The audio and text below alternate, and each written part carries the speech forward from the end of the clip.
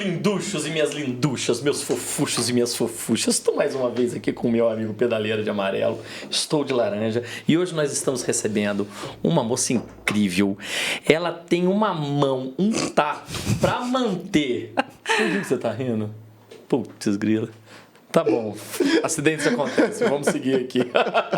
Derramei café, gente. Ela tem uma mão, um tato, e ela é uma das grandes responsáveis hoje por cuidar de um caminho que eu acho que vocês já ouviram falar alguma vez certamente na vida, já ouviram né? falar. Já ouviram Com falar? certeza. Você já ouviu falar algumas centenas de vezes? E com certeza. Ou E alguns já de vezes. fizeram centenas de vezes. Tem gente, né? que já com fez. certeza. Conheço muitos que já fizeram de calóizinha. Olha. Calóizinha, sem mar, sem capacete, que é isso. Mas a gente está recebendo hoje aqui a nossa querida Camila Bassi. Camila Bassi. Isso. Hoje ela é responsável por tocar o caminho da fé na parte de desenvolvimento, né, Camila? Isso. Se apresenta, fala um pouquinho de você. Oi, gente. Primeiro, Seja obrigada pelo bem-vinda. convite. Fico muito feliz de poder estar vindo aqui, né, falar um pouquinho sobre o caminho da fé. É uma grande honra, né? Eu sempre gosto muito de falar sobre o caminho, é minha paixão. E a gente gosta de escutar. E então, primeiro, obrigada pelo convite, Alisson. Prazer te conhecer. Prazer é todo meu.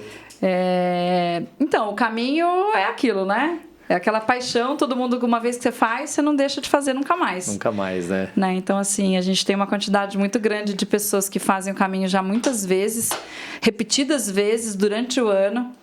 Então, aí vim contar um pouquinho para vocês sobre toda essa história e trajetória. Eu tinha colocado uma pergunta no final, mas eu vou colocar essa pergunta aqui. É uma coisa que eu gosto de dizer muito quando as pessoas... Isso eu falo para atletas, falo para as pessoas que têm realmente uma visibilidade muito grande. Mas seria a última pergunta, mas eu vou começar com ela. Vocês têm ideia da quantidade, do quanto de exemplo vocês são, de quão forte é o caminho da fé hoje, que serve de exemplos, de repente, para centenas de outros cicloturismos no Brasil que tentam falar assim, cara, a gente está falando de cicloturismo, depois vai ter uma outra perguntinha sobre diferença de cicloturismo, caminho de peregrinação, se tem a mesma coisa, a gente fala daqui a pouco. Mas o quanto vocês têm de responsabilidade nacional, que sai internacional aí, onde o pessoal, como vocês olharam, né, o caminho de Santiago, de Compostela, o pessoal hoje olha o caminho da fé. Vocês têm essa ideia, Camila? A gente começou nos últimos anos a entender um pouquinho da dimensão disso, até por conta da quantidade de contatos, convites para eventos, o próprio aumento do fluxo, quando a gente começa a medir o aumento do fluxo de visitantes, né, e de usuários, a gente começa a perceber a visibilidade que o caminho tem dentro desse segmento da prática do cicloturismo ou das caminhadas de longo curso. Então, assim, a gente recebe pessoas que entram em contato para pedir referência, para entender a nossa modelagem de negócios, entender quais são os nossos números. A gente participa de observatórios. Então, por exemplo, um dos observatórios que tem legitimado o universo do cicloturismo hoje no Brasil, em parceria com a Aliança Bike, com a Planet, né, que é o Observatório do Cicloturismo, o Caminho da Fé foi uma das trilhas pesquisadas e que a gente participou de 2 pesquisas já em 2020, acho que foi 2020, final de 2021, 2022, e o ano passado a gente atualizou essa pesquisa.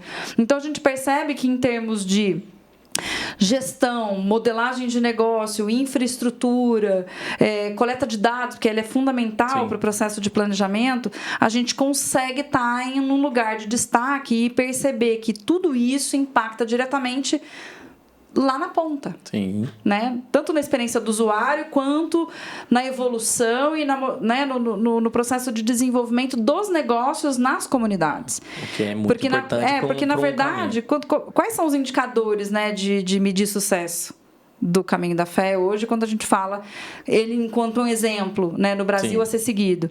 Justamente por conta dos números, do aumento do número de usuários, do aumento da oferta turística que vem acontecendo nos municípios que integram a rota. Legal. E isso, quando a gente percebe esse impacto no mercado, a gente fala assim, opa, pera lá. tem alguma coisa boa acontecendo aqui.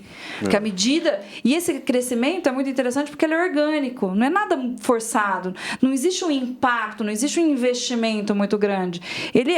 A gente tem gestão de processos, a gente tem gestão de informação, a gente tem gestão de números, a gente tem gestão de método de coordenar o funcionamento desse negócio, desde a comunicação até a manutenção, até a nossa relação com as prefeituras. Então, eu sempre digo que é um conjunto de ações que vai permitindo com que a gente vai, cada ano que passa, a gente vai melhorando a nossa forma de atuar, e isso vai reverberando no território, né?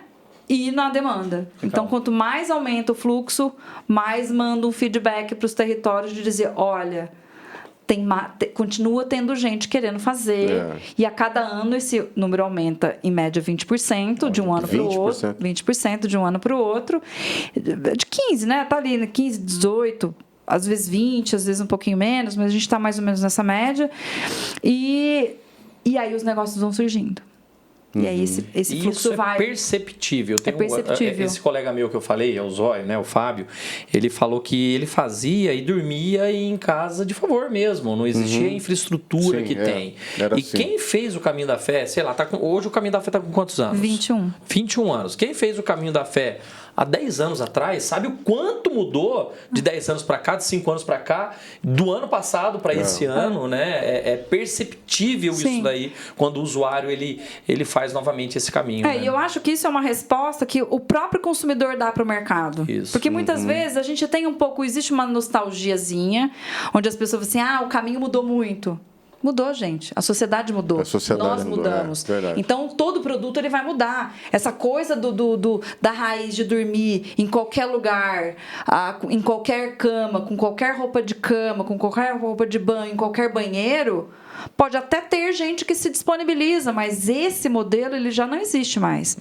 O consumidor ele quer o quê? Ele não quer luxo, mas ele quer o mínimo de conforto. E esse conforto significa uma roupa de cama muito bem lavada, cheirosinha, gostosinha, né, bem cuidada, um colchão bom, um bom travesseiro, um bom chuveiro e uma comida com higiene, limpeza, uma comida boa para comer. Ele não quer mais do que isso. Claro que tem aqueles grupos de pessoas, aqueles nichos de mercado de demanda que vai dizer, não, eu quero ficar num apartamento sozinho, né? Eu quero televisão com TV a cabo, eu quero frigobar, eu quero ar-condicionado, eu quero um chuveiro com aquecimento central. Entende? Você vai tendo isso. Desse tema da estadia, né? Tem uma pergunta que a gente recebeu de seguidor aqui, ele perguntando se tem locais apropriados para acampamento. Então, isso é uma modalidade que ainda não tem muito, mas a gente começa a perceber que as pessoas têm procurado, têm perguntado, e a gente começa a dar um pouco de feedback para a rede empreendedora. Então, assim, todos esses negócios que fazem parte da nossa base de dados e que a gente disponibiliza isso para os peregrinos, ciclistas ou caminhantes, existe lá um sistema de classificação. Então, como a gente vai recebendo esse tipo de pergunta, a gente vai devolvendo para ele assim, olha, tá havendo essa procura. Então, a gente diz que não é adaptado, mas a gente tem alguns. Então, essa informação precisa ser muito bem planejada na hora do planejamento da viagem dele, porque se ele quer acampar, ou se ele quer fazer uma viagem super no survival, né? Eu quero fazer uma viagem extremamente autônoma, ele vai ter que escolher exatamente os lugares, parar nos lugares que vão permitir com que ele possa ter essa infraestrutura. Então, a gente já teve ciclistas que fizeram. O Rica Santana é um deles, que é um influenciador, ele super nosso parceiro, inclusive ele ele deve estar indo para Santiago agora, ele estava fazendo a carretera astral, e ele fez uma produção de conteúdo muito legal, mostrando a viabilidade de fazer viagens mais autônomas, com essa característica do cicloturismo, que é algo que a gente quer incentivar. E aquilo, né? O produto ele muda e você tem que mudar também, né? De acordo com que essas demandas chegam. Exatamente, ele vai mudando, ele vai se moldando à medida de que as pessoas vão procurando serviços, produtos, infraestrutura. Então a gente está dando esse feedback, mas depende muito da ponta, ou seja, depende dos empresários entender. Eu quero trabalhar com essa modalidade de negócio, eu quero disponibilizar. Então, assim, eu vou ter lá uma estrutura de banheiros coletivos, chuveiros coletivos, e vou ter um camping, vou ter um gramado incrível, com sombreado, eu vou ter uma estrutura coletiva para alimentação. Pode ser uma boa? É que está em alta agora uma modalidade de ciclismo, de cicloturismo, que é o bikepacking, né? que é um formato americano, que foi para a Europa, agora chegou no Brasil com muita força, graças à grande capacidade de carga das atuais bicicletas, né? Nas Gravels, por exemplo. Sim. E o bikepacking é isso. O cara vai sozinho, vai se virar sozinho, vai tentar se alimentar sem ajuda de restaurante, sem ajuda de lanchonetes.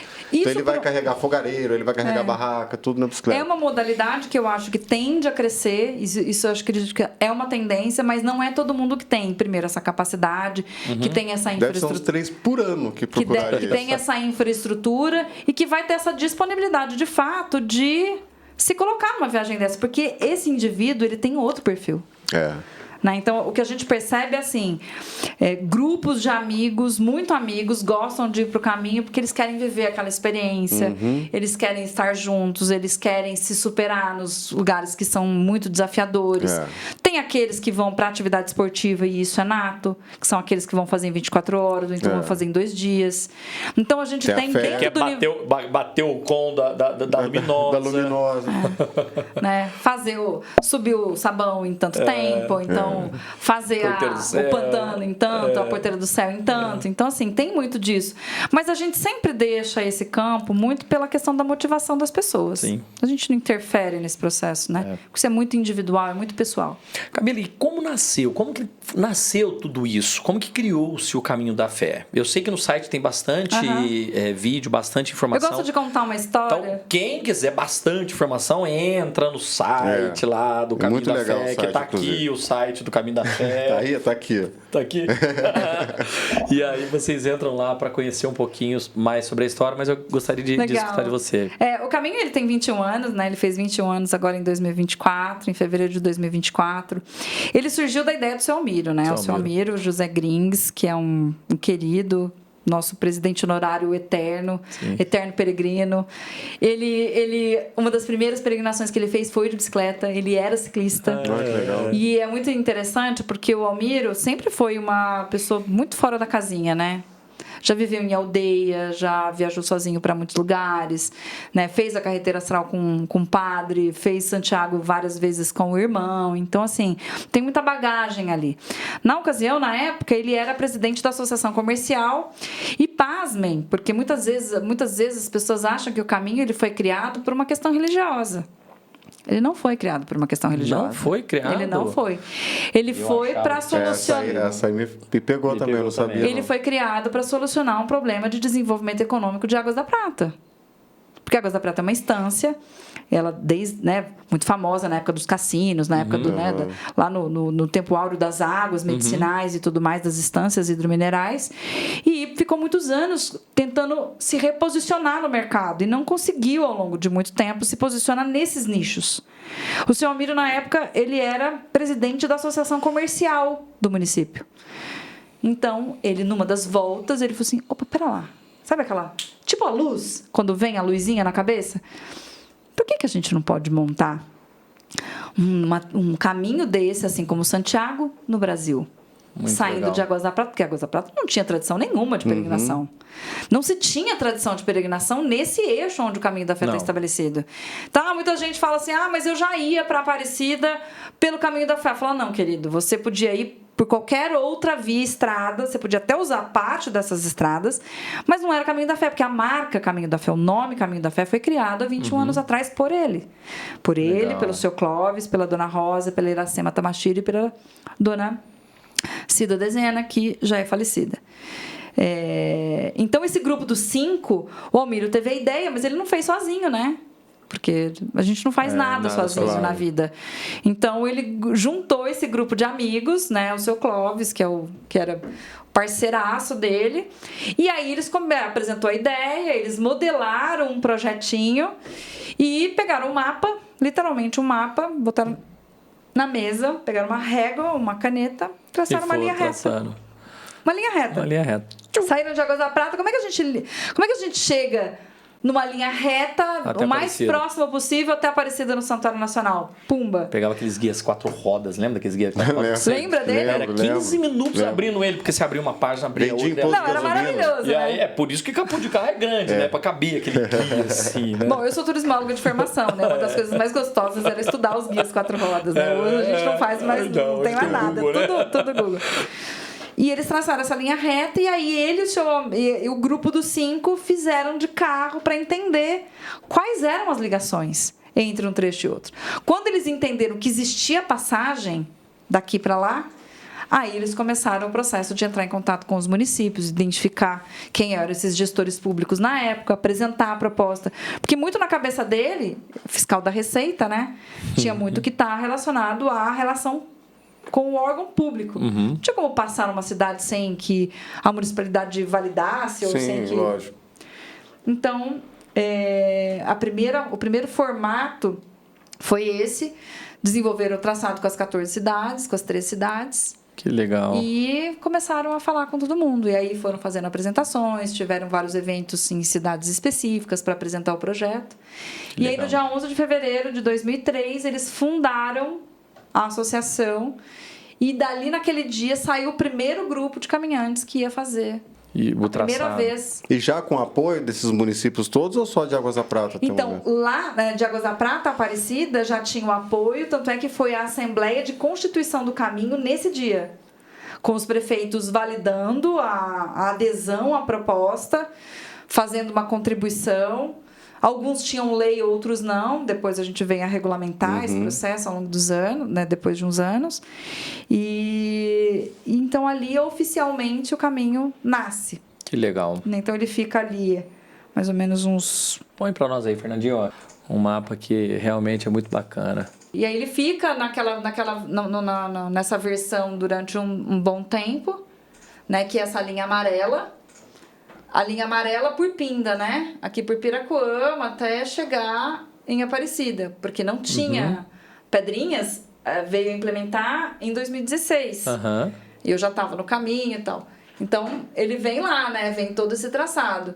E aí é legal falar sobre isso, porque fez parte desse processo não só ter essa legitimidade com os municípios, né, com as gestões, com as administrações públicas, mas entender quem que era a rede empreendedora que daria apoio. Porque na cabeça deles, o caminho tinha que ter apoio pelo menos a cada 20, 25 quilômetros.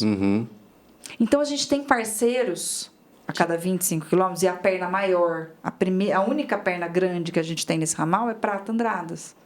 É verdade. Porque durante muitos anos a gente ficou sem apoio ali onde era a pousada Pico do Gavião, que hoje é a pousada Pear, que são super parceiros nossos ali de Andradas e tal. E que agora diminui, né? Fica ali com 22, mais ou menos. Que legal. E Camila, a gente percebe o crescimento, né? Cada vez mais o Caminho da Fé, obviamente, você mesma falou, né? Quase 20% de aumento todos os anos. E aumentou-se a quantidade também de ramais, né? E como que esses ramais, os ramais, eles procuram vocês também, ou vocês vão atrás, é uma demanda que chega do mercado? Como que funciona essa questão dos ramais aí para você? O caminho, ele já teve a sua primeira extensão nos primeiros 6 meses de existência dele, que foi até Tambaú.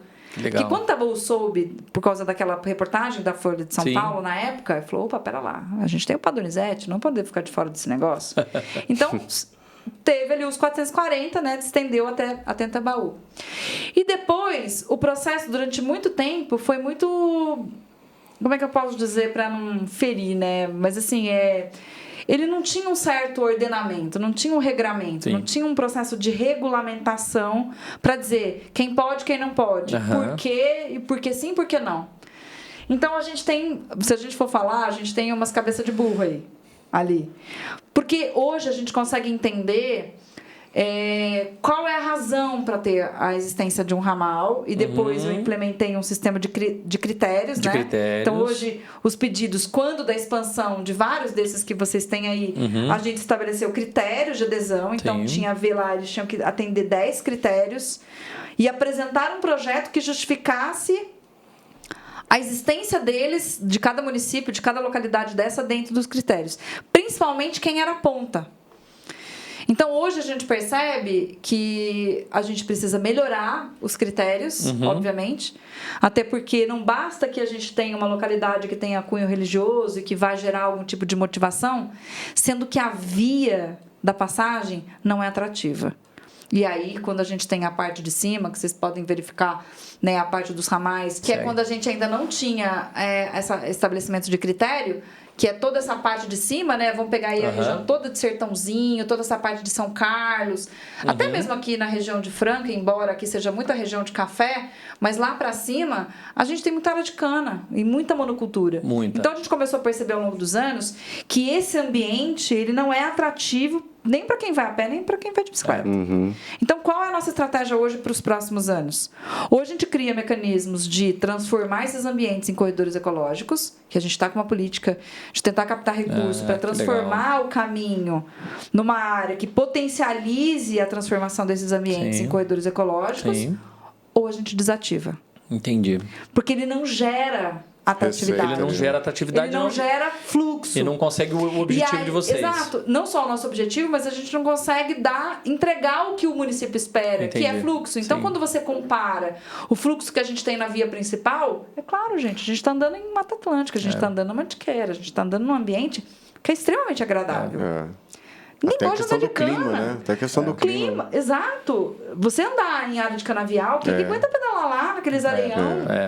Quem que aguenta andar ali com aquele cheiro do sorgo, né? Aquela coisa da fermentação da cana. É muito ruim. Além de ser perigoso, tem toda uma questão de segurança. Tem toda uma época questão de corte ou de queima, então inviabiliza. As nossas sinalizações são sempre destruídas porque eles passam por cima. Caminhão, né? E eles fazem rotação de cultura. Então, por exemplo, a via que era fixa, já mudou. A cada um determinado tempo, eles mudam a rotação de cultura e aí eles mudam a área de plantio e a gente perde a referência da localidade. Então, a gente está refletindo muito sobre isso e desenvolvendo projetos que, em determinados lugares, principalmente ali na região do Sertãozinho, para conseguir formatar corredores ecológicos para minimizar esse tipo de impacto. Legal. Pegando esse gancho que você falou da destruição das placas, hoje como que é feita as revisões? É interessante dizer que é o seguinte, a Arlete tem esse problema lá no Vale Europeu, o pessoal da Volta das Transições, o Caminho da Fé a gente percebe também. Como que é feito hoje a revisão, não só dos trajetos, mas a manutenção das placas e dos benditos ciclistas que adoram colar o adesivinho em cima da setinha até tampar a seta e você não sabe para que lado que você vai. Bom, primeiro que a gente já fez várias campanhas pedindo para que isso não aconteça. A gente arranca tudo, não tem o que fazer. E algumas placas que a gente percebe que eles vão colando em cima, a gente acabou deixando e a gente bota em outro lugar uma placa nova. As nossas manutenções são 2 anuais, totais. Olha que legal. Em toda a via. Todos os ramais também? Tudo. A gente roda 2 vezes por ano os quase 2.000 quilômetros, né? Olha que legal. A gente refez uma conta agora, então ele dá, a gente está corrigindo esses números, tá 1.900 e uns quebradinhos. Arredondando 2.000 quilômetros. Dá 2.000 quilômetros, mais ou menos, de trilha 100% sinalizada. Então, a gente roda ele 2 vezes anuais e faz as visitas de monitoramento quando necessário, né? Então, a gente agora mudou a metodologia. Então, a gente está formando equipes setoriais por ramal. Legal. Porque acontece também do usuário, às vezes, avisar vocês. Muita gente avisa. Né? Muita gente avisa. Então, o pessoal manda pelo Instagram, manda foto. Isso é legal. Manda para o contato, e aí a gente manda tudo isso para a equipe, o Bruno organiza, então ele é o coordenador agora da equipe, e a gente montou uma equipe setorial. Então, eu tenho uma equipe lá em São José do Rio Preto, lá em Borborema, lá na região central ali de Sertãozinho, lá em Franca, aqui no Miolo e no ramal principal. E aí a gente está manualizando tudo, então a gente está transformando toda a nossa metodologia no manual de sinalização e de sistema, né, de como se faz, e vamos fazer o treinamento agora. Mas as tintas da setinha amarela vão permanecer, né? Sim, não vai mudar nada. Voltando um pouquinho aqui, você falou dos ramais, eu estava observando. Por que os ramais, sempre ele está ali na parte de cima do estado de São Paulo, ali para São Paulo, e não mais para baixo, Rio de Janeiro, Cunha, aquela região, não criou-se ramais para lá? Porque a lógica do desenvolvimento dos ramais era sempre passar por Águas da Prata, que era aquela lógica lá atrás do tipo assim, olha, a gente precisa dar uma solução, até nem tinha terminado de contar a história, mas a gente queria dar uma solução para essa cidade, e tanto é que mudou a realidade de Águas da Prata, de toda uma região. Sim, é perceptível, né? Então, o plano dele funcionou. Né? Então, assim, aquele plano de mudar a realidade econômica dessa localidade, de fazer com que a Águas da Prata se desenvolvesse. E é muito legal ver isso, porque esse é o processo do turismo, né? O turismo, ele se desenvolve no longo prazo, não é no curto prazo. Então, quando você olha os números do caminho, ele ficou com uma média de fluxo muito ali na casa dos 1.000, 1.200, 1.500 ano. E depois a curva começa a crescer, depois de 14, 15 anos começa a crescer e, pufa, a gente está com 23.900 no último ano. Que fizeram o Caminho da Fé, isso registrado. Registrado, né? Com credencial. E desses registros, hoje é mais pedestres ou ciclistas? 60-40. 60% ciclistas, 40% pedestres. Olha só, eu achava que era o contrário. Mas já foi ao contrário. Eu imaginei. Já foi o contrário. Já teve muito mais caminhantes do que ciclistas. Mas, gente, pós-pandemia não tem o que fazer, né? O cicloturismo bombou, a prática da atividade, da modalidade do cicloturismo aumentou. E aí todas as vias, todas as rotas que promovem o cicloturismo estão recebendo gente do Brasil inteiro. Camila, na minha percepção, eu vejo uma diferença muito grande desses dois usuários. Vocês que estão lá dentro, eu queria a opinião de vocês. Eu vejo que o ciclista ele vai muito mais pelo esporte ou pelo turismo e o peregrino, né, o a pé, vai muito mais pela fé do que pelo esporte. A gente tem essa medida, né? A gente consegue medir isso porque a gente pergunta, mas o que é a resposta da pesquisa que tem lá no item da ficha da ficha de cadastro é que essas motivações elas se misturam muito. Então, o propósito dele, quando ele vai fazer, até pode ser pelo aspecto esportivo, mas não deixa de mexer com a fé e com o autoconhecimento. Claro. Né? Então, assim, ao longo da via, ele até tem algum tipo de postura e prática de que ele está ali por conta dessa questão esportiva e tudo mais. Mas, por outro lado, ele não vai deixar de se conectar com as questões íntimas dele em relação à fé e ao autoconhecimento quando ele está fazendo uma viagem que o desafia. É porque eu já ouvi duas coisas. Eu, por exemplo, eu acho que aquele lugar, aquela estrada, a partir do momento que você adentra, passa aquela placa ali em Águas da Prata, parece portal. Que... não acontece isso. Dá um alívio. E eu também já ouvi um ciclista, amigo meu, falando, eu não vou fazer o Caminho da Fé porque eu não sou católico. Então, o que é uma grande bobagem. Eu já falo isso para ele. Né? Porque, na verdade, o que a gente promove no caminho é a questão ecumênica. Porque o que essa natureza te provoca em relação às suas questões de fé íntimas, porque a gente não está falando da fé católica, a gente está falando da fé pela fé. Né? E aí isso é muito individual de cada um. Sim. Já o caminhante, ele tem mais tempo para refletir. Eu sou peregrina, e hoje eu posso falar que eu sou peregrina porque eu fiz em 2022, né? Em 2023... fiz os 300 quilômetros andando sozinha. Sozinha, fiz nos 20 anos, na comemoração dos 20 anos. O seu Almir foi junto, a Ana foi junto, a gente foi num grupinho, o Daniel deu apoio. Mas eu não fiz com mochilão nas costas, eu fiz com a minha mochilinha de 3 quilos nas costas só, né? E sim, a conotação ela se dá muito, porque, é um esforço surreal, né? Porque são repetidos, são muitos dias, muitos quilômetros. Eu não estou dizendo que a pé é mais difícil do que o pedal, porque o pedal eu acho que você tem que ter um tipo de força, um tipo de condicionamento, um peso a mais. Eu acho que depende. Para nós ciclistas, eu acho que a pé é mais difícil. A pé é mais difícil. Eu acho. Entende? Então, dentro de cada modalidade, você vai ter ali o seu grau de dificuldade. Mas eu acredito que, independente disso, essa experiência ela vai te proporcionar você se conectar com coisas que sejam muito profundas e íntimas suas. Seja pela satisfação do alto desafio de ter vencido algo que você achava que você não podia, ou seja, por ter tido inspirações, insights, ter se conectado com coisas que são muito profundas mesmo, e se conectado com o seu eu, de ter escutado o silêncio, de ser... Então, assim, é muito legal. É uma clínica. É uma clínica. Eu falo assim, a gente sempre fala, e o seu Almiro, eu acredito que eles todos, né, todo o grupo dos 5 ali, eles têm muito orgulho disso, porque a gente fala que o caminho, ele é um instrumento de saúde pública, se a gente for analisar. Sem dúvida nenhuma. Tudo relacionado ao ciclismo, né, à saúde... Ele muda a vida das pessoas. Muda, realmente. Então, assim... Tem gente que se recuperou de depressão, teve gente que alcançou graça, teve gente que superou e se sentiu mais forte. Eu, depois que terminei essa viagem, cara, eu podia qualquer coisa. E a minha vida, eu sou uma outra mulher. Eu fiz com 43 anos, eu tenho 44 hoje, né? Eu estava com 42.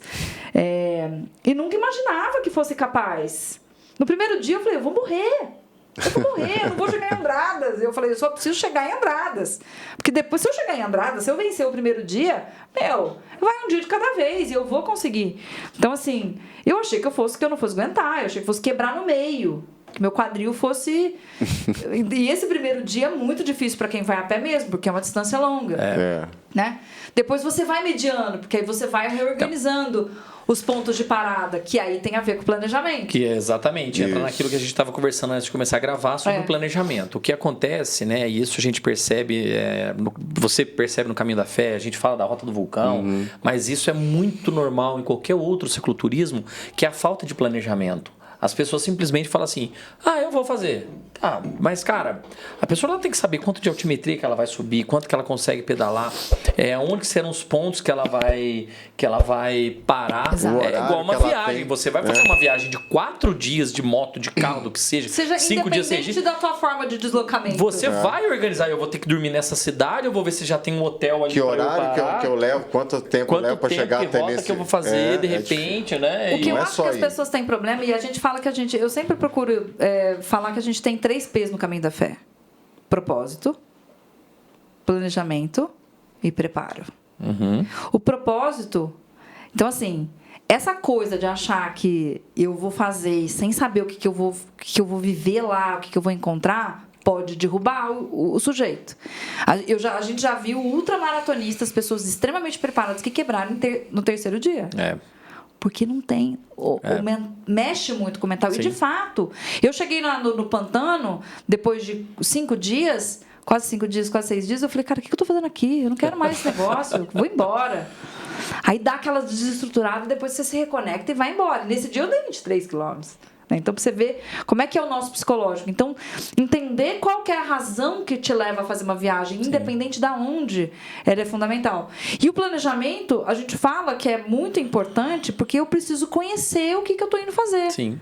Seja nas questões físicas, altimetria, tipo de solo, como é o meu equipamento naquele lugar, né? Ele está adequado, quais são os equipamentos que eu vou levar? Porque assim, eu não posso ter surpresa, porque pode ser que você não vá conseguir ajuda. Então, esse planejamento é fundamental. E o preparo físico. Tem muita gente que acha que é bolinho. Não é bolinho. Não. E é interessante que você falou sobre ajuda, né? Eu acho que mesmo você não levar muita coisa, cara, é impressionante. Você faz o Caminho da Fé com todo mundo que você cruza, que esteja caminhando, que isso é verdade, cara. Cara, é uma vibe única que tem ali, que você fala, cara, parece que eu conheço esse cara há muito tempo. Então você fala, tá indo pra Aparecida, tô indo pra Aparecida, boa peregrinação, obrigado, vai com Deus e tal. É muito legal. E eu tenho certeza que se um cara furar um pneu ali, cara, ou vai um peregrino pra ajudar ele empurrar a bicicleta, ou alguém de carro vai ajudar. Tem capelas que as pessoas deixam as coisas, né? Tem um kit reparo de pneu, tem uma câmara de ar, eu vi tem isso. barrinha. Paçoquinha. Eu acho você gosta que bastante de paçoquinha, né? Não sou fã. Não sou fã de paçoquinha. Eu acho que o caminho ou outra rota de longo curso, né, outro caminho de longo, né, outra trilha de longo curso, ela coloca, mas principalmente o de peregrinação, ele coloca todo mundo no mesmo lugar. Então é como se assim, a gente é todo mundo igual. Você não é melhor que eu não sou melhor que você. A gente está aqui fazendo a mesma coisa, a gente está sofrendo igual, a gente está se lascando igual, a gente vai ter o mesmo grau de dificuldade. E aí a solidariedade surge. Sim. Do fígado. É o portal. Saca? É o portal. Então, assim, todo mundo ajuda todo mundo, ninguém passa apertado. É difícil ter maldade, é muito difícil ter maldade, é muito difícil acontecer coisas ruins. Sim. Então, eu acho que essa aura, né? Tá muito no entorno ali da solidariedade, do companheirismo, eu acredito muito nessa energia, né? Que cada um vai somando as energias boas no caminho e esse caminho ele vai se protegendo, né? Eu falo que até as borboletas daquela estrada é mais bonita que as borboletas. E uma das coisas que a gente fala é que assim, ninguém faz um negócio desse pra voltar pra casa pior do que entrou. Não. Alguma coisa você vai viver ali que vai transformar a sua vida e você vai ser uma pessoa melhor. Sim. Por vários aspectos. Seja porque eu tô mais forte, seja porque eu estou mais confiante, seja porque eu estabeleci a minha fé, então eu tenho mais gratidão. Então eu vou dar um testemunho aqui do última vez que eu passei naquela estrada lá. Eu sou católico, frequento igreja, e eu estava com o Juninho, que não é, ele é cristão e tal, mas ele não liga muito para isso.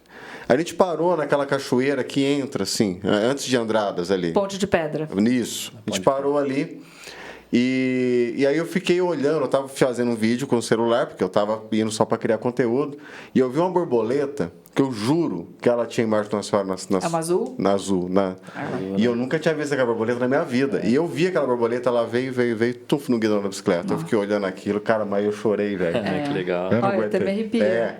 Eu olhei pra cara do Juninho, falou, caramba, eu falei, olha essa borboleta. Ele olhou e falou, cara, é a Nossa Senhora Aparecida. Eu falei, E a gente só ia pra Andradas e voltar. E é muito louco, porque ela aparece pra muita gente.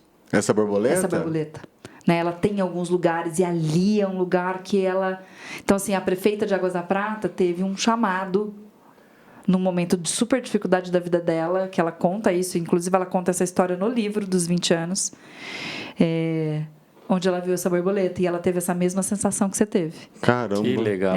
É muito forte mesmo, sabe? E detalhe, o guidão que ela pousa é da mesa pra cá, que é onde eu sempre carrego um terço amarrado. Olha só. Meu bicicleta sempre tem um terço lá. Camila, você sabe que tem uma brincadeira que a gente faz, esse ano foi a 10ª edição, né? Chama Ema.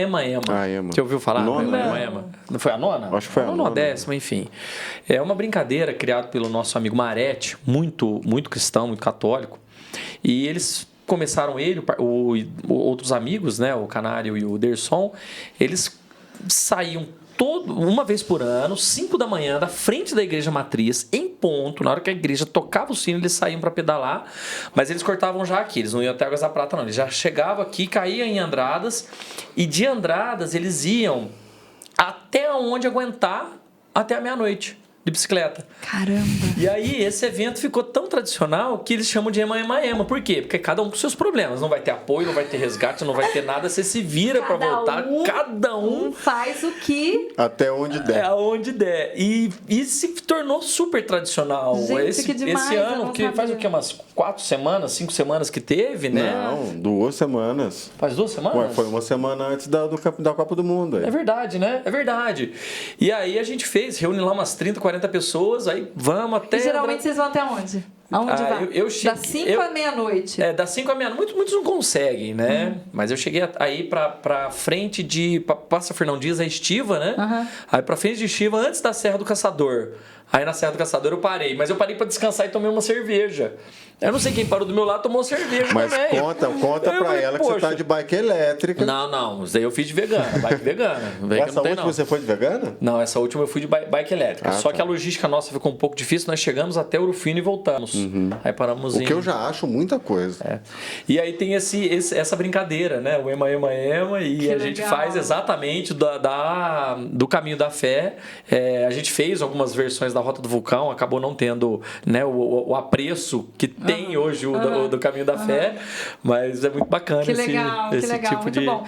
E isso que você está falando pra gente é super bacana, porque na verdade a gente sabe que aquele volume dos 40% em cima do número oficial é justamente por causa desse tipo de movimento. Sim. E que o caminho ele também é usado para atividades do entorno. Ou então para atividades que não necessariamente é a viagem que se conclui até a Aparecida. Sim. São pequenas viagens, são pedais de final de semana, as pessoas, ou caminhadas de final de semana, ou eu vou fazer 2 trechos, eu vou fazer só no sábado e no domingo.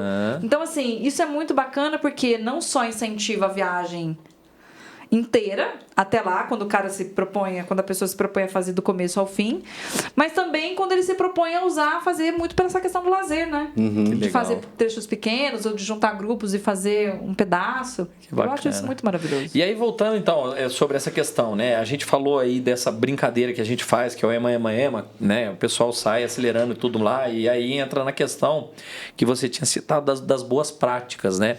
Que hoje a gente... eu vou dar um exemplo que aconteceu na Rota do Vulcão. 2 ciclistas fizeram uma curva muito fechada, numa descida, um carro pegou de frente. Aí quiseram culpar a Rota do Vulcão. Vocês têm que sinalizar para os carros andar devagar na estrada de terra. Aí você tem que ler código brasileiro. Aí o cara mandou um vídeo. O cara tava muito na contramão.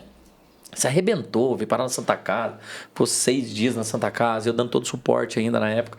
Então a gente sabe que esse tipo de viagem de cicloturismo, qualquer passeio a lazer, seja num fim de semana, seja num cicloturismo, tem que ter um juízo, né? E aí é onde que vocês têm essa questão que como administrar esse juízo, né? A gente tem... eu acho que essa observação sobre a conduta das pessoas ao longo dos anos veio dando para a gente uma série de insights muito importantes. Primeiro, para entender quais eram os principais pontos críticos que geravam mais acidente, por exemplo, principalmente quando existe interferência pública na via, porque a gente usa as estradas e quando as administrações públicas, a prefeitura, por exemplo, ela faz uma manutenção na via pública, ela instala coisas e a gente não fica sabendo. Então, por exemplo, ou ela instala lombada ou ela instala as valetas. E sempre num lugar onde ela não coloca uma sinalização e a gente acabou não vendo. Então, assim, certamente ali vai ser um ponto de acidente, como aconteceu, por exemplo, em Andradas, que a gente precisou mudar boa parte da sinalização daquele trecho, justamente para dizer, olha, a gente começou a colocar muita sinalização de conforto, ou sinalização Andradas de até na descida. Naquele decidão que chega da barra, né? Então, assim, na descida da barra, o conserto daquela estrada ela ficou mais larga e ela ficou mais aberta. Então, na via lá de baixo, tinha um baulado. O cara estava descendo até que numa velocidade razoável, toda vez que ele passava ali, ele varava a cerca. Ele varava. Todo mundo varou ali. Então, muita gente teve um acidente, se acidentou. Então, na hora que a gente começa a perceber e fazer essa observação de quais são esses pontos, a gente começa a fazer sinalização de conforto, de alerta antes, e próxima sinalização de conforto para dizer, olha, aqui você tem que ter atenção, venha devagar, descenda íngreme. Então, a gente começou a criar peças na nossa sinalização que dava esse tipo de alerta. Que legal. Só que não é suficiente. Não. Né? Então, a gente começou a pensar assim, como é que a gente tem que olhar sistemas de comunicação que vai enaltecer o que é uma boa prática na condução de uma viagem longa, tanto para quem está a pé quanto para quem está pedalando. Então, a gente começou a fazer esse tipo de comunicado e a gente está montando encartes que a gente vai começar a soltar agora na temporada, né? Agora que está começando, a partir de abril, a gente começa a soltar essas orientações. Existe a temporada, você falou, depois a gente vai falar sobre temporada também. E a gente começa o quê? A falar quais são esses alertas, qual que é a conduta, né, que ele tem que ter nessas vias. E não só pela velocidade, por conta da velocidade, né, mas por conta da questão do esforço. A gente já teve casos de pessoas que passam mal depois de subir a Porteira do Céu. A gente já teve até caso de morte, né, de pessoa que chegou a falecer porque teve um mal súbito. Chegou lá em cima e falou, não dei conta, mas já estava apresentando sinais antes, e aí você não tem essa observação. Então, quando a gente fala de conduta, é muito importante numa viagem que você vai ter um esforço físico, que você tem um terreno, né, com muito aclive, com muito declive. É importante estudar isso. Sim, e isso hoje, o Caminho da Fé, ele tem zero de responsabilidade sobre qualquer coisa que acontece, né? Na verdade, a gente não tem zero. A gente tem total responsabilidade porque existe relação comercial, né? O fato da gente comercializar a credencial, a gente é 100% responsável por aquilo que acontece na via. Mas o fato de ser responsável, a gente disponibiliza todos os mecanismos de que ele está recebendo informação de como é que ele tem que ter essa conduta consciente. Entendi. Então, claro, a pessoa ela tem isso no termo de conhecimento de risco, quando ele assina a credencial. A gente disponibiliza essas informações no site. Mas e se eu fiz, não assinei e me acidentei? Aí você escolheu fazer de uma forma que não estava dentro dos critérios e ainda assim você pode até entrar com processo, mas aí o processo jurídico vai entender. Vocês têm muito processo em cima disso? Nunca tivemos nenhum. Nunca tiveram, né? Nunca tivemos nenhum. Então, assim, juridicamente, a gente está implantando esse sistema de gestão de segurança com base na norma técnica de gestão de segurança 21101. Então, vai ter todo um sistema de regramento. A gente está remodelando toda a sinalização para colocar essas informações que vão enaltecer essa questão da segurança do indivíduo quando da prática. Então, o nosso papel enquanto gestores da trilha é sempre buscar a melhoria da qualidade da informação e da infraestrutura para que essa experiência seja a melhor possível. Que legal. Mas que boa parte dela só vai ser possível ser boa se ele assumir também a sua conduta, a boa conduta, a boa prática, aquilo que é responsabilidade só do indivíduo.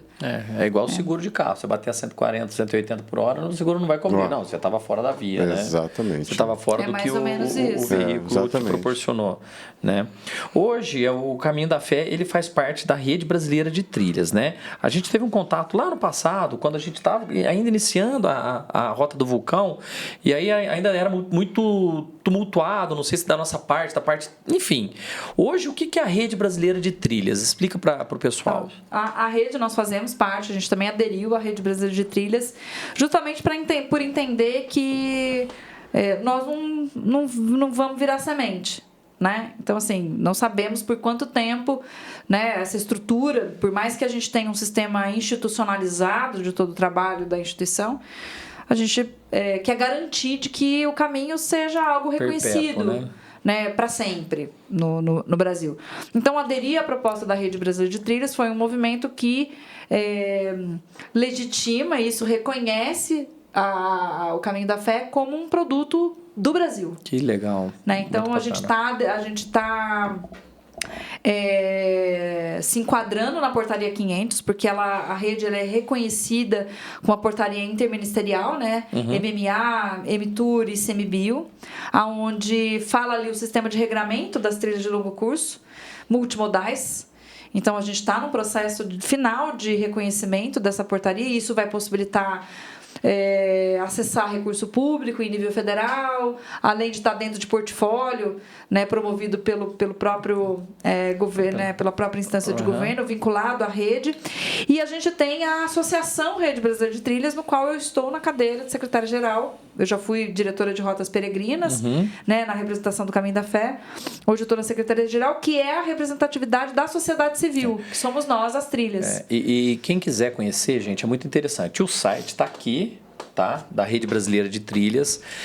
Lá você conhece vários outros vocês chamam de... trilhas de longo curso, né? Trilhas de longo curso, né? Tem umas lá, super bacana, que você nunca ouviu falar, mas tá lá, tá bonitinha.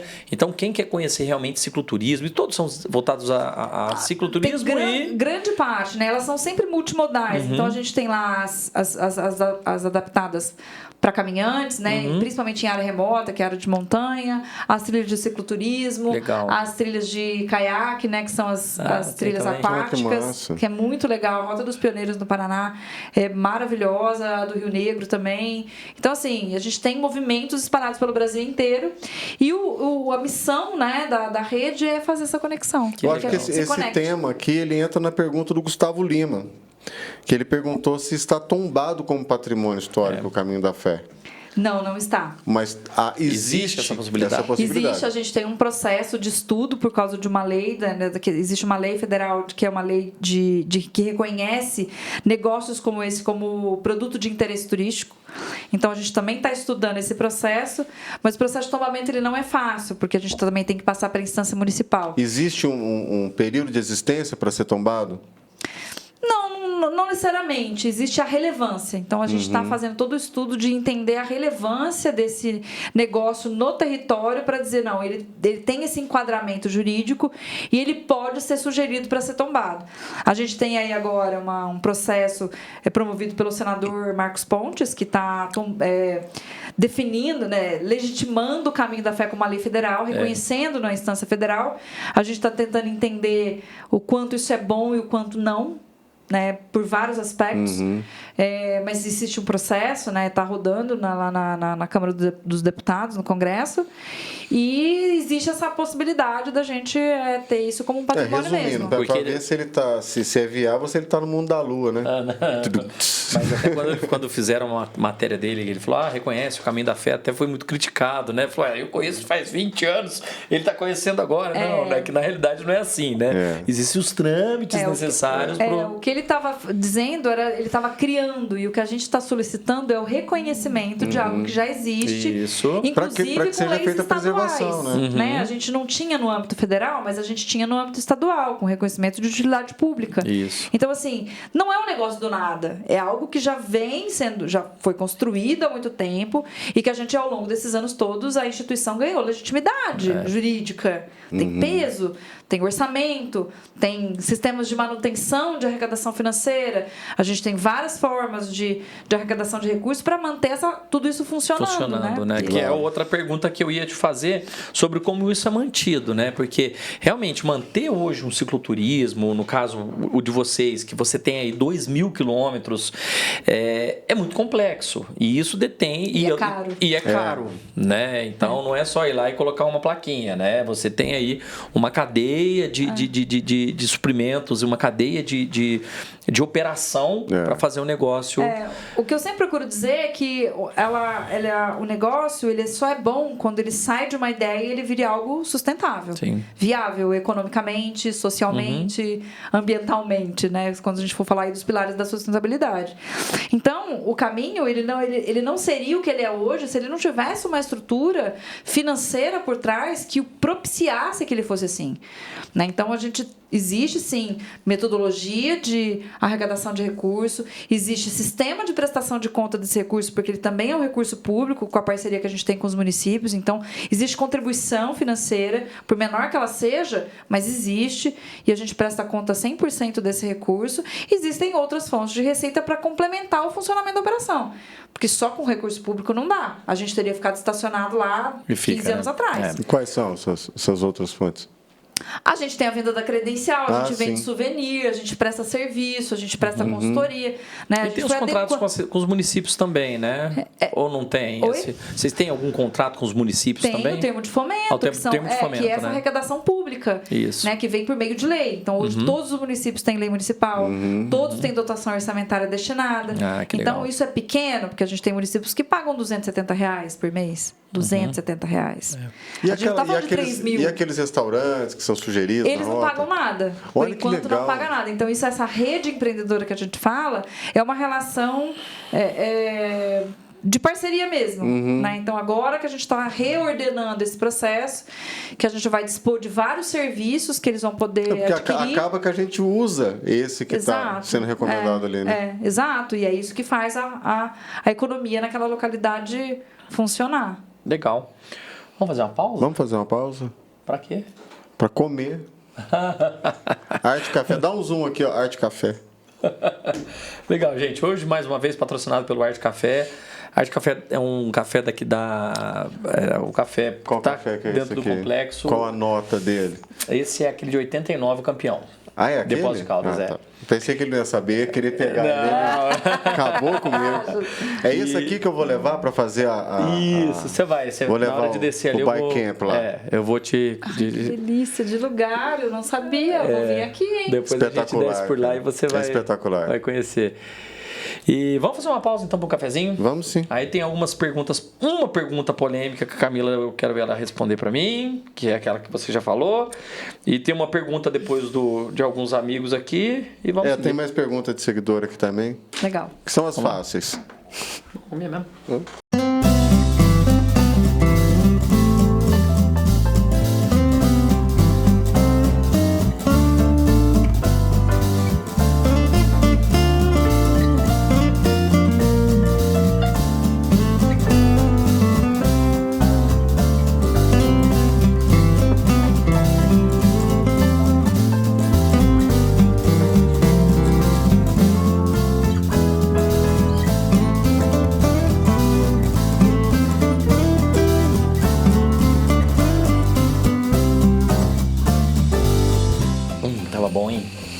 Bom demais, cara. Tava uma delícia. Bom demais. Pães, o café. Inclusive, volta a falar só do pão aqui. Faz uma propaganda desse pão. Os pães do Arte Café são todos de fermentação natural. Sim. Tá? Muito gostosos. Deliciosos. Sensacional. E muito diferente. Muito diferente. Mas vamos voltar aqui, gente. Vamos lá. Vamos às polêmicas. Ui. Camila, por que Poços não tem um ramal do Caminho da Fé? Já? Mas assim? Né? Assim. Com os dois pés no peito. De cara? Aí você me compromete. Então, na verdade, não é um pedido muito antigo, é um pedido até que recente, se a gente for analisar pelo que a gente tem de pedido. Mas existe um documento que foi oficializado, né, pelo Ricardo, pela Secretaria de Turismo, há uns anos atrás, mas ele acabou chegando numa época que a gente estava suspendendo o processo de expansão, justamente porque a gente precisa entender a nossa capacidade de trabalho trabalho, né? A capacidade de atuar dentro desse universo gigante que é o caminho. Então, existe uma suspensão, né? Isso não é que está vencendo, mas esse prazo está se encerrando agora em 2024.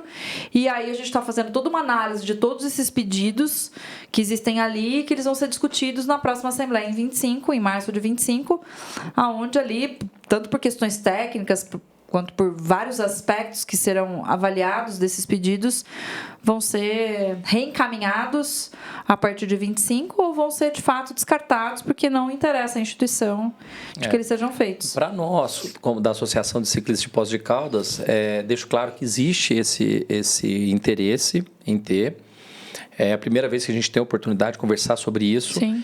E 25, se você quiser contar com a gente, com o apoio nosso, com a força nossa aqui dentro da prefeitura, dentro do executivo, legislativo, pode contar, mas nosso desejo sim é Legal. ter uma ponte saindo daqui. Muito bom. E conectando aí ao Afinal, a capital mundial do ciclismo será tem que receber um ramal do Caminho da Fé. Então, eu até deixo como dica, como orientação, de que se vocês puderem endossar isso, né, sempre dentro do processo, isso ganha bastante... Quando você quiser que a gente entre dentro do processo, pode contar com a gente, tá? Tá bom. Dou minha palavra e se quiser a gente já faz uma ligação agora, já tenta resolver isso aqui já, hein? Não, deixa eu levar lá para... Viva a voz!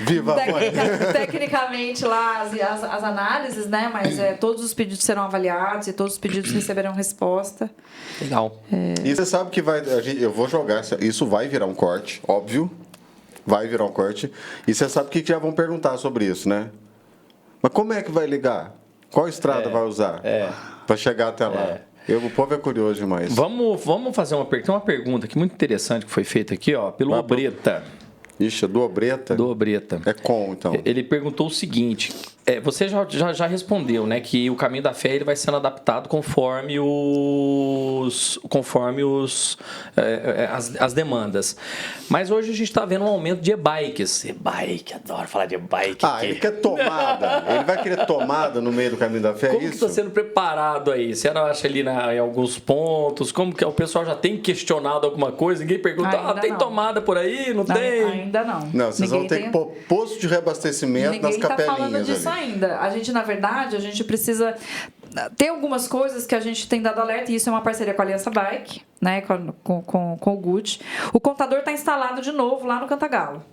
Né? A gente tem um contador, o contador da Aliança saiu da Rota das Transições e veio para o caminho, porque nesse mesmo período, ano passado, ele estava instalado. Então, a gente quer fazer o quê? Uma avaliação desses dados históricas. Por enquanto, é só um dado quantitativo. A gente precisa entender se aquilo que a gente está emitindo de credencial, entender quanto disso é ciclista, porque está passando, porque ele só pega bicicleta. Então, isso é uma coisa. A outra coisa que eu acho que talvez... A gente precisa identificar como é que a gente poderia fazer essa análise, qual que é a característica desse ciclista, por esse aspecto qualitativo, até para entender que tipo de necessidade esse novo usuário Mas isso não teria. está dentro do planejamento do próprio ciclista? Porque o hotel já Porque, a oferece. princípio, não chegou para a gente ainda um volume muito significativo de bikes elétricas, né, que estão sendo usadas, mas a gente sabe que as pessoas... Não, certamente esse volume é alto que eu já. não podia perder a oportunidade de tirar um sarro com o Obreta. É claro que não foi ele que fez essa pergunta, não foi eu tirando um sarro da cara dele, porque é um dos mais críticos de ele bike, não era de bike. O José Pinha, a gente já tirou um sarro da cara dele já. Ele adorou. Das bikes elétricas do Foi. Mas é brincadeira. Mas eu acho assim, essa dúvida, alguém deve ter realmente essas dúvidas sobre, mas eu acho que já está dentro daquilo que a gente falou antes, que é o planejamento. Exato. A pessoa se planeja para estar no hotel antes da bateria acabar. Eu vou dar um exemplo, né? Nós fomos fazer uma vez uma parte do Caminho da Fé. Qual é a autonomia média dessas baterias? Depende. Tem dos preguiçosos aos coisas. Eu rodo 100 com 2.300. Pô, não tem... Né? Não tem um buraco. Que foi o máximo que eu consegui. Mas, por exemplo, a gente chegou nesse dia que eu rodei esses 100 quilômetros com 2.600 subido, nós paramos ali naquele restaurante que vai para o Pico do Gavião, do lado esquerdo, uma choperia que tem ali. Poxa, a moça se negou a dar tomada para nós.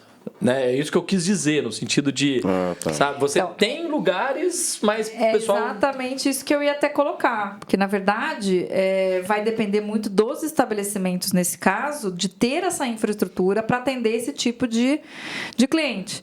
E como é que é essa relação da energia, né? Da captação da energia. Vai poder ser cobrado, por exemplo, eu vou te deixar carregar sua bicicleta, porque isso vai aumentar o meu consumo de energético, mas eu vou te cobrar por isso. Existe essa relação? Então, assim, para que a gente comece a discutir sobre isso, a gente tem que entender qual que é a demanda disso. Sim. Né? E se esse é um problema, ou se de fato os empreendimentos, eles estão vamos fazer na camaradagem, mas e no volume? Mas eu acho que essas recargas, com certeza já tem bicicleta elétrica fazendo, devem ser feitas no hotel, né? Ou na pousada ali. Mas é isso que eu te falei, tem os preguiçosos que não conseguem rodar 30 quilômetros, né? Não é possível. É possível, tudo é possível. Camila, vamos lá.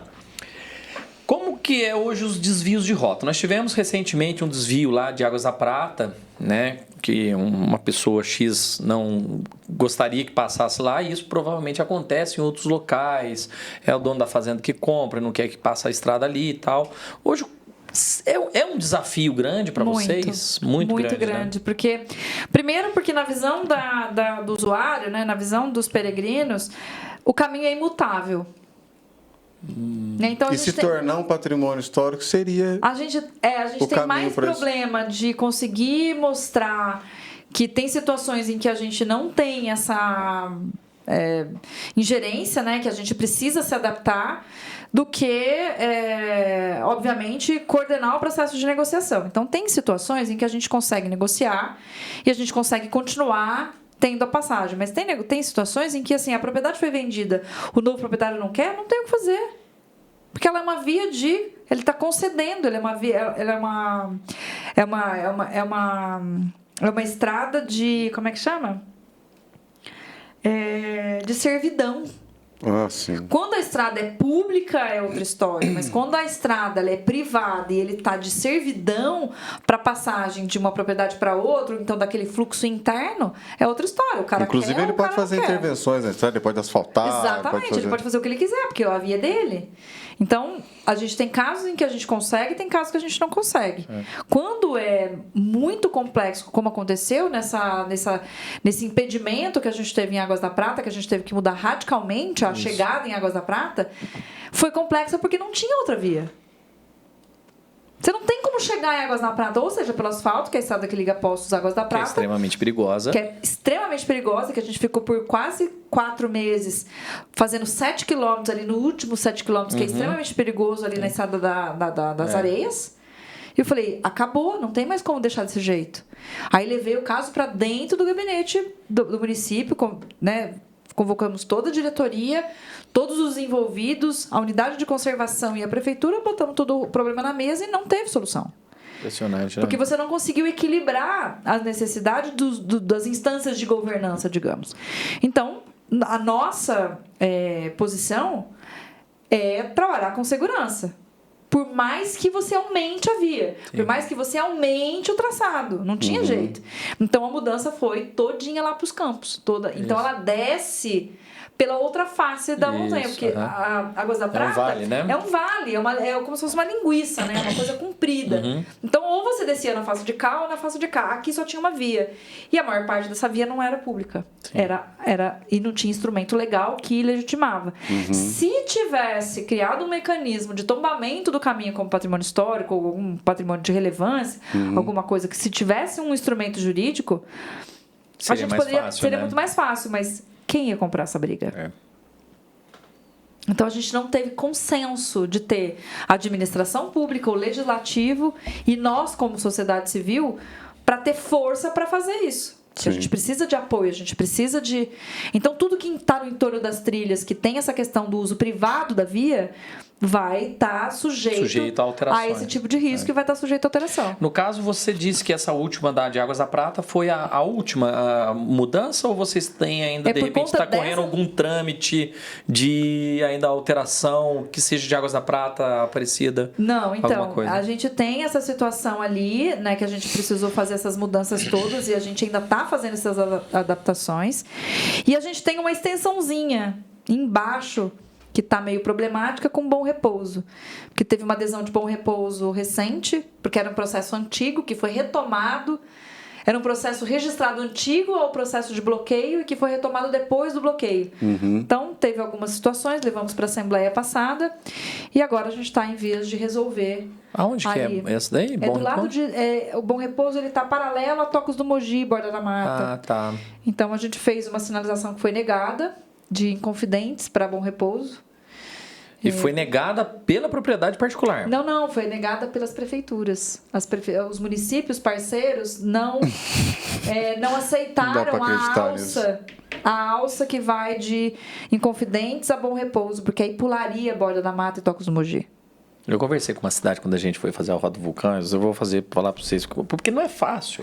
O pessoal acha que é só revisão por plaquinha. Plaquinha, a gente segue, cara. É um negócio extremamente complexo. Teve uma prefeitura, não vou citar qual, virou para nós e falou assim: não, a gente apoia assim, a gente dá água pro ciclista. O máximo que ele fez foi isso. E, pô, dá uma aguinha pro ciclista, passa aqui na prefeitura, toma uma aguinha. E aí, nesse caso, a gente teve que levar o caso para a Assembleia, e aí foi discutido, e agora a gente está reavaliando outros traçados que vão atender a necessidade de todo mundo. Ah, que legal. Então tem sempre essa coisa. Muda vamos daqui, lá, muda vem ali. cá, vamos conversar, vamos... E em se tratando de caminho da fé, no geral, hoje, mundialmente, a gente sabe que existe o caminho de Santiago de Compostela, e você acha que eles têm a visão de fora, o europeu, que seja o americano, do caminho da fé também, falar, nossa, existe o caminho da fé? Não. Que vai... Não! A gente tem recebido alguns europeus, né, e a gente tem trocado essa ideia. Eles não têm a menor ideia do que tem no Brasil. Caraca! Ponto E aí entra a rede brasileira de trilhas que está potencializando isso no mundo, né? A consolidação de um trabalho dentro do Brasil para reconhecer uma marca Brasil sobre trilhas de longo curso com as pegadas pretas e amarelas. Mas lá existe ainda o estigma de que viajar para o Brasil, vir fazer atividade no Brasil é sempre perigoso, é barato. Então a gente acabou de receber o Diogo Seco, que é um português do Simple Man, que é um influenciador muito interessante. Ele falou: cara, eu estou apaixonado por isso daqui, eu não quero ir embora. Eu quero ficar aqui. E ele já fez Santiago de tudo quanto é jeito. Então, mas todo gringo que eu conheço que visitou o interior, ele foi embora apaixonado, e o que visitou as capitais foi embora decepcionado. Só que tem um grande detalhe, cara. Você pode andar o mundo inteiro e perguntar sobre o Brasil. Eles não sabem nem que língua a gente fala. A gente é muito irrelevante ainda no mundo. Então, em termos de caminho da fé, a gente está identificando essas situações e estamos planejando um processo de internacionalização do caminho, de promovê-lo lá fora, mas de forma qualificada. Legal. Então, fazendo essas parcerias com pessoas que são influenciadoras, que estão dentro desse universo e que vão falar para este público específico. Eu gosto de dizer que das rotas de cicloturismo, vamos falar de cicloturismo agora, imagina que existe uma pirâmide. Né? Existe uma pirâmide e o caminho da fé, ele faz parte desse topo da pirâmide, ele é o topo da pirâmide. Porque você pode perceber, todo mundo sonha, puxa, meu sonho é fazer o caminho da fé. E depois que faz o caminho da fé, legal, agora eu vou fazer o Vale Europeu, agora eu vou fazer o Cora-Coralina, agora eu vou fazer não sei o quê. E aí começa a surgir isso daí. Então, voltando daquela responsabilidade que eu falei de vocês lá atrás, vocês são extremamente responsáveis por fazer parte do topo dessa pirâmide, servir de exemplo para que o ciclista gostei, não vendi minha bicicleta barata depois que eu terminei, vou fazer o restante que E eu tem pra coloco fazer. vocês no topo dessa pirâmide por um outro motivo também, que agrega esse que o Aros falou, que é a repetição. A pessoa não faz uma vez. Ela faz várias. Aí você vê as outras rotas, a pessoa faz, mas faz uma. A caminho da fé, por causa de outras questões, ela acaba virando uma coisa mais contínua. A gente percebe muito essa questão da fidelidade, né? E a fidelidade, ela tem relação com vários aspectos, né? Não só por aquilo que essa experiência entrega para cada indivíduo, ele quer viver aquilo repetidamente ao longo dos anos, porque aquilo transforma ele, faz ele ser algo diferente, mas também pela infraestrutura. Então, todo o nosso trabalho de bastidor, né, de instituição, tem esse nível de rigor de gestão da estrutura justamente para que não haja a gente minimize as possibilidades de falha nesse campo, para que ele continue sendo instrumento para aquilo. Porque se a gente falha aqui no processo, As experiências começam a ser comprometidas porque ele vai ter problema com a rede empreendedora, ele não vai ter acesso à informação, ele vai ter problema de infraestrutura, ele vai ter problema de sinalização. Aí começa a virar o marketing, aí vira a história, entende? Então, certo. Assim, a gente preza por esse processo, por informação, por infraestrutura, por comunicação, por toda essa forma de gestar mesmo. As redes sociais, o negócio, inclusive, muito legal, acompanho já há um tempo, é muito bacana, abrir a janelinha, acho genial. Os parceiros, né? Porque isso também é um movimento voluntário. Né? Então, assim, o que a gente percebe é que o engajamento no caminho, cada membro, cada pessoa dentro daquilo que ela faz, ela está engajada, ela acredita naquilo, porque é óbvio. Quanto mais eu crio entretenimento e atividades e atratividade no meu destino, então no meu empreendimento, eu estou ganhando visibilidade do todo. Porque na hora que a gente analisa os números de busca com a palavra Caminho da Fé, é bizarro. Não imagino. Então, ele é um potencial orgânico. É orgânico. Então, todo o nosso crescimento, o nosso perfil do Instagram saiu do 0 para 40 e poucos mil. Tudo bem, uma construção ao longo do ano, mas sem investimento, de forma orgânica. E esse crescimento, assim, mais inclinado, você falou de 6 anos para cá, 5, 6 anos para cá? 9, né? 9 anos. Desde que eu implantei o sistema de gestão. Nunca saberemos se não foi por conta disso. Né? Porque mas se tem organização, não existe tudo evolui com gestão. Não existe outro caminho e não existe outro tempo para a gente poder ter de medida. Mas o que eu consigo provar é que como funcionava antes, de maneira com trabalho voluntário, sem sistema de arrecadação eficiente, sem processo, e quando a gente implementou todo o sistema de gestão com planejamento estratégico, dizendo onde a gente quer chegar, como a gente quer fazer, quais são as nossas prioridades, por que a gente está fazendo isso, o que a gente quer, quais são os nossos objetivos, aí a coisa começou a fazer parte de uma engrenagem mesmo. Então, quando todo mundo entende que a gente tem um processo a trabalhar, nós estamos fazendo isso aqui nessa ponta, nesse lugar, paralelo a isso, a rede empreendedora está fazendo no dela.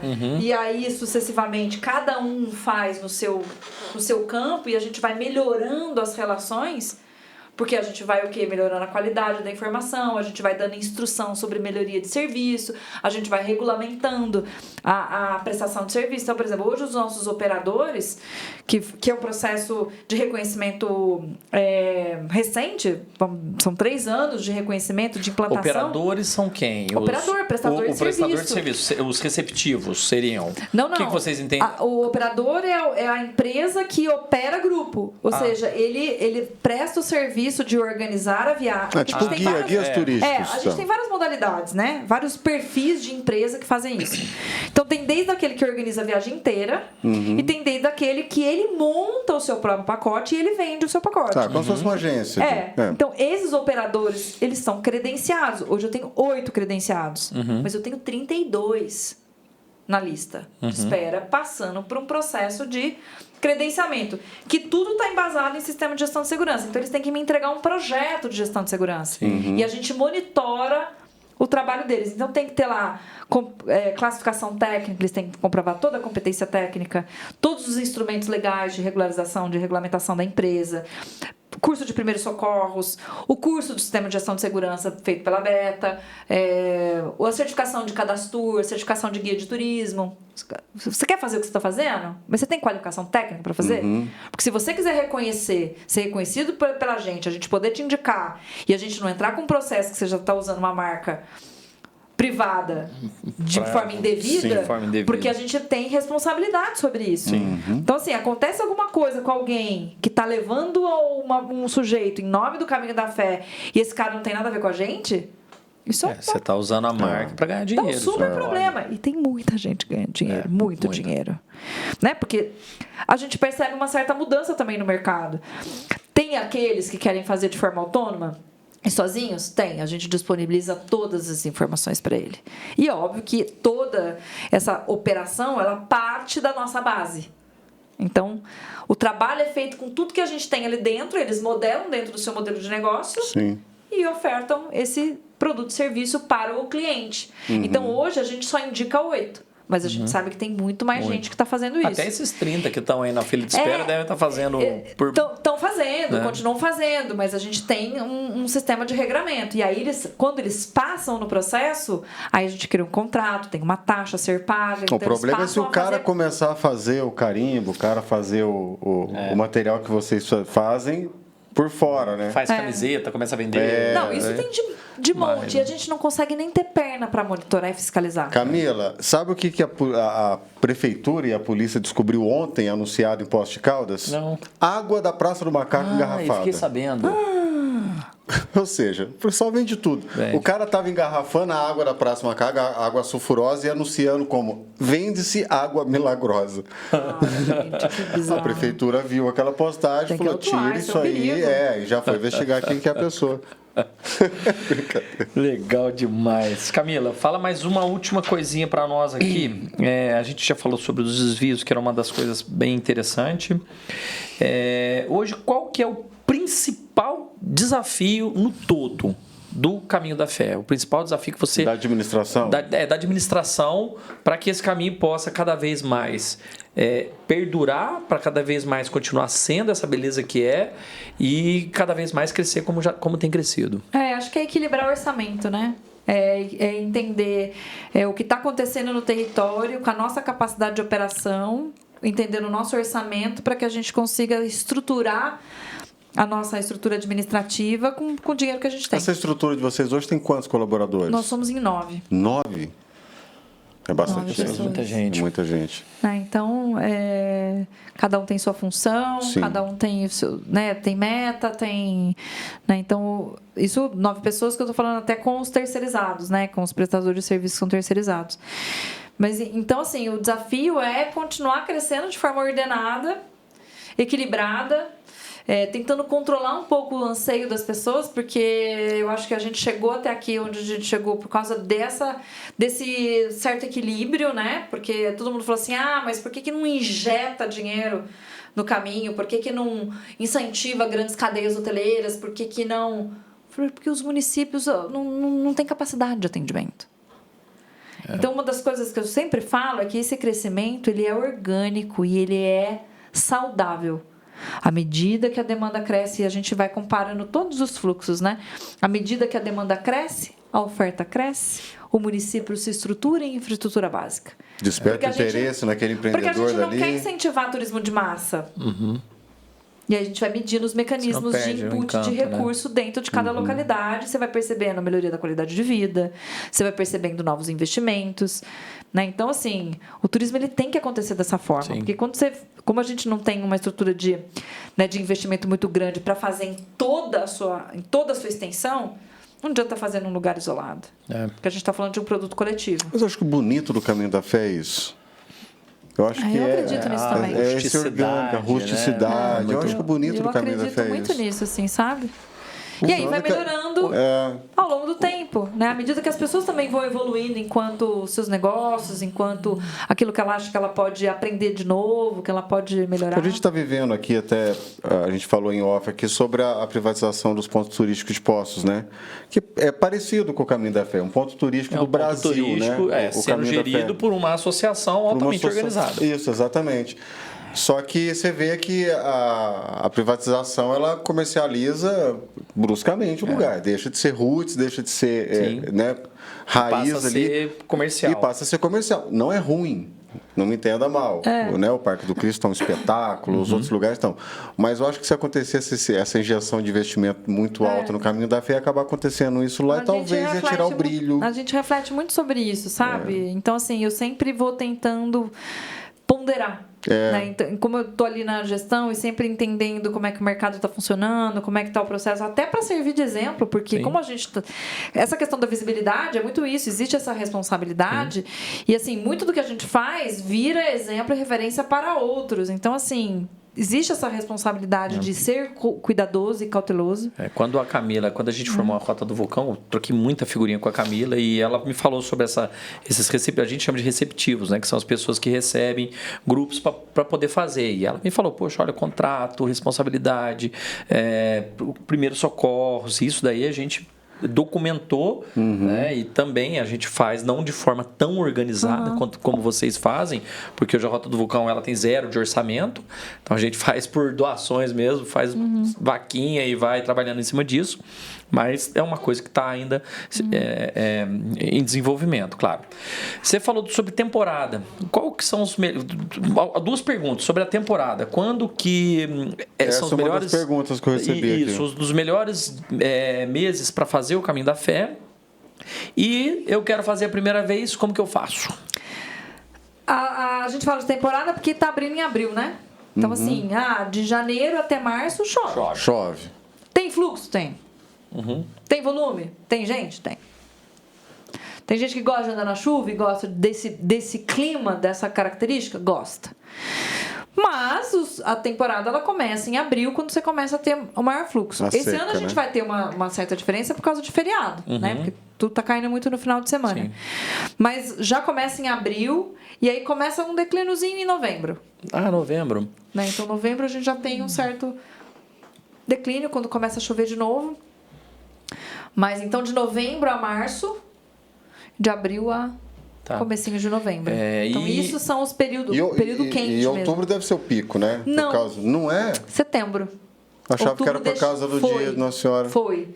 Mas o tamanho, em função da quantidade de gente no santuário, o público do caminho começou a remodelar e chegar antes ou chegar depois. É como apareceu com o Poço Santa Rita. Santa Rita, não chegar dia 12. Então a gente começou a perceber isso. Há 2 anos a gente já começou a perceber essa mudança. Então o fluxo mudou muito para agosto,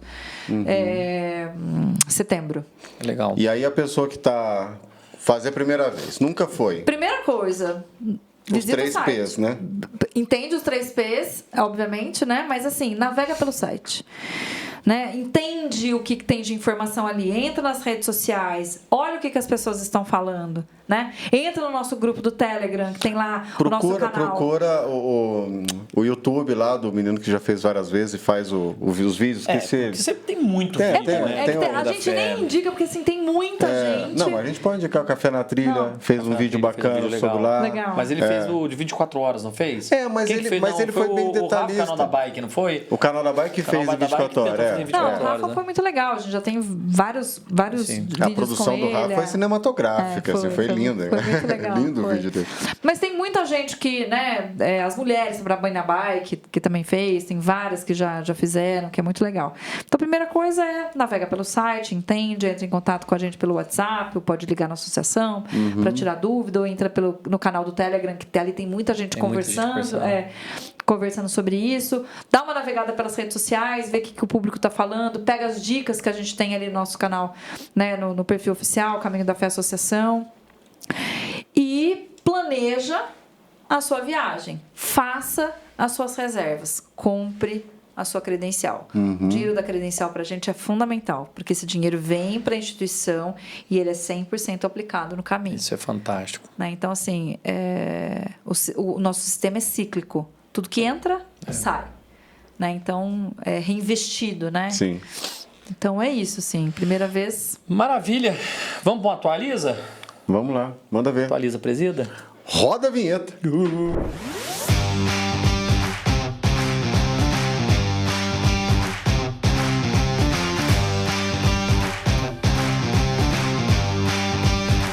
Galerinha, vamos lá. Copa Internacional CMTB confirmada. Junho teremos aqui. A partir do momento que o Rogério terminar a CMTB de Araxá, ele já vem para Poços, vai rodar com o Valmor para a gente fazer o trajeto da pista aqui. E vai vir aqui. Vai vir aqui? E vai vir aqui no podcast também. Tá com a gente aqui. Então a gente tem que já ver a data para ele vir. E para ele vai acabar tendo que encaixar. Né? A gente grava vai ser o dia que ele tiver, não tem problema aqui, né? não. E uma coisa. O Valmor, queria falar com os dois. Construtor de pista, né? O Valmor tava lá, cara, contando. O Valmor tava contando, Camila, olha só. Ele falando assim, aí fiz lá o Rock Garden e tal. Aí chegou o pessoal da Warner e falou assim, tá muito perigoso, tem que tirar. Eu falei, caralho. A Warner? A Warner é a UCI agora. Não, a Warner é a dona da Copa do Mundo. A Warner, ela comprou o nome Copa do Mundo de Mountain Bike. Mas não é o CI que tem que decidir isso? Para você fazer uma Copa do Mundo, você tem que ter os organizadores, que é o CI. Sim. Pronto. Mas para a imagem ficar bonita, é a Warner que tem que falar. Ela não quer ver nenhum ciclista caindo, bater na testa, dando uma morrida ali. E morrer ali. Então, Pediu. Chegaram até para falar para eles colocarem um cimento no isso no aí eu Rock vi, Garden. porque tinha umas pedras se movendo. Mas o Valmor é gente fina e ele falou que quase que entreguei a enxada pro pessoal, falou tchau, tô indo embora, não vou. E ainda tapou o duplo também, que tinha um buraco, né? E aí vai. Então ele tá aí com a gente para fazer essa pista nossa aí da Copa Internacional. Sábado agora nós vamos ter o treinão de bet. O troféu já tá pronto. Tá? Ficou bonito, não hein? é o campeonato ainda sábado agora. Deixa eu ver esse troféu. Ficou muito bonito. E a medalha para todo mundo que for participar do jogo de bet, que na cidade da Camila, estado de São Paulo, é conhecido como taco. Taco, é. A gente jogava taco na rua. Então a gente tem aí todo mundo que for participar do campeonato internacional de bet vai ganhar a medalha Demais. Os 3 primeiros colocados. Agora fala uma coisa pra mim aqui, o pessoal que quer se inscrever, quer formar a dupla lá. Eu não tenho taco, e aí? Vai ter taco, nós não vai poder levar o seu taco, nós já temos, eu acho que de uns 30 tacos. O taco tem que ser o taco do campeonato. O taco do campeonato. Legal. Porque já tivemos outras edições que o pessoal levava uns tacos grandes, sabe? Até motorizado, então a gente resolveu... Taco elétrico. Taco elétrico, o e-taco. Então a gente resolveu padronizar. Então todos os tacos estão padronizados, Legal. vai ter taco grande, pequeno, de tudo quanto é tamanho, de tudo quanto é peso, mas vai ser da organização os tacos. E então sábado agora, a partir da 1h da tarde, lá no Parque Municipal da Zona Sul.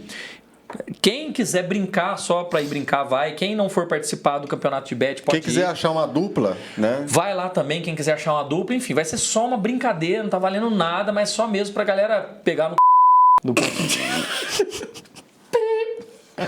e pra acostumar aí com a brincadeira. Beleza? Beleza, muito bom. E nós batemos o martelo hoje, já está sendo divulgado a primeira prova de e-bike em Poços de Caldas. Legal. Tô feliz da vida de falar de e-bike de novo. Como é que vai ser? Explica Essa é pra isso. você, Brita. A prova vai acontecer junto com o Hard Enduro. Hard Enduro é um enduro de moto de trilha, que acontece lá na Pedreira. Mas vai ser no mesmo percurso? Não. Tá. A prova de e-bike, pra quem conhece, vai ser descer o tal do DH da Pedreira, que todo mundo já desceu. Você já desceu? Já. Delicioso aquela descida, né? Já. E vai subir a fazenda. Lá do lado que tem aquele negócio de que faz evento lá? Isso, exatamente. Vai descer até lá na fazenda Laranjal, lá vai subir até lá em cima e dar 4 voltas. Beleza? Um evento super bacana, vai ter premiação. A gente está criando 2 categorias, até 40 e 40 a mais, ok? E vai ter troféu para os 8 primeiros. Quando? Vai ser em junho, tá? Junho, já antes da CI ou depois da CI? Exatamente uma semana antes, vai ser no dia 15 de junho, ok? Em breve nas nossas mídias sociais vocês vão acompanhar aí inscrição e tudo mais. Então vai ter medalha para todo mundo que participar e troféu para os 8 primeiros de cada uma dessas 2 categorias. Lock Bike, me patrocine que eu corro com a marca de vocês. Serginho, regala, o cara é magro, viu? Eu não posso falar mesmo porque eu sou pesado e bike não adianta nada pra mim. 4 voltinhas lá com bateria no máximo dá, né? Dá. Vai ver. Pra você dá, pra mim não. Camila, palavra final é sua. Ai, gente, obrigada. Fala sobre o Caminho da Fé, manda um beijo, faz o que você obrigada quiser. Pelo convite, espero que os ouvintes conheçam o caminho, quem não conhece tenham curiosidade de conhecer, pratique atividades ao ar livre, né? Vai pra rua, vai pedalar, vai caminhar, se permitam, né, fazer uma viagem dessa, porque ela de fato ela é transformadora. E quando isso acontecer, a gente está à disposição para ajudar e com qualquer informação. A gente está lá na sede, vai lá nos visitar. E é isso. Muito obrigado, eu só tenho a Camila. agradecer mesmo ao convite de vocês. E eu vou fazer ela completa ainda. Eu vou fazer ela nunca fiz completa. Você nunca fez completo? Não. Eu também nunca fiz completo. Ciclista essa vez da borboleta, você foi... Não, fui a Andradas e voltei. Fiz bate-volta pelo mesmo caminho. Entendi. Me arrependi muito, porque aquela subida para voltar de Andradas é complicadíssima, né? Para subir de bike. Mas eu fiz um bate-volta rápido. Foi só para conhecer pra mesmo. Mesmo. Que legal. Já deu um gostinho aí. Mas tem muitos amigos que já fizeram por mim, viu? Nossa, você também nunca fez inteiro? Eu nunca fiz inteiro. Você nunca fez inteiro? Fiz de carro, inteiro de moto não. Não, mas de bicicleta não. De bicicleta não. Não, eu tenho pior eu já falar. Falei pra você. Eu nunca fui a Aparecida do Norte. Aparecida. Aparecida. Eu nunca fui a Aparecida. Então, você tem que fazer o caminho e ir lá pela primeira vez. Aí você vai ver o que é arrepiar. Pois é. Verdade. Eu sei que aí vai você vai ver isso. o que é fazer 2, 3, 10, 15 vezes. Porque eu acho que eu vou me apaixonar por isso. Eu também acho que vai. Todo mundo Mas se você for fazer um dia, eu faço com você. A gente pode combinar. Vamos? Compromisso, de gravel. Compromisso, hein? Não, eu vou de bike vegana, você vai do que você quiser. Eu não vou de elétrica, Vamos, não, porque elétrica é malditos bikers. Malditos. Camila, muito obrigado de coração Obrigada de receber aqui. Fiquei muito feliz de você ter aceito o nosso convite. Sempre que quiser. Parabéns pelo... A minha reação quando ele falou assim, Camila do Caminho da Fé, tem data? Eu falei, uau! Esse é o programa com conteúdo legal, hein? Que bom, que bom. Deu certo. E Camila, você, novamente, te agradeço e sabe que você é uma pessoa que faz uma diferença enorme do principal, amado, mais bonito, mais top, trilhas de longo curso. Obrigada. Né? Parabéns pelo trabalho que vocês têm feito. Eu sou muito feliz com o meu trabalho, e pela organização. E a gente também é perceptível esse trabalho que vocês fazem. Legal. Não é puxar saco, não. Valeu. Não, Mas se não é precisar mesmo. puxar saco também a gente puxa. Mas não é necessário. Valeu. No caso do Caminho da Fé, não é necessário. Muito obrigada. Muito obrigado, pessoal. Beijo pra vocês. Obrigado. Beijos, ouvintes. Viva a Até. Seta Amarela. Obrigado. Fernando, obrigado. Fernandinho, vai fazer o Caminho da Fé? Não, mas primeiro você vai aprender a andar de bicicleta, né?